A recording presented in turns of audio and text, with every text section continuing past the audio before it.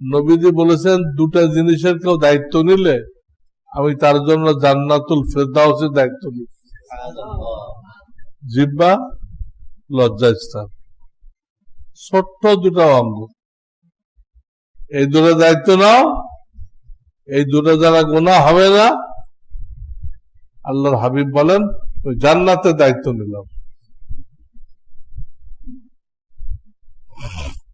তো নবীজি এটাই বলতেছে, বিবাহ করো, এই গুণার্থে বেঁচে যাইবা,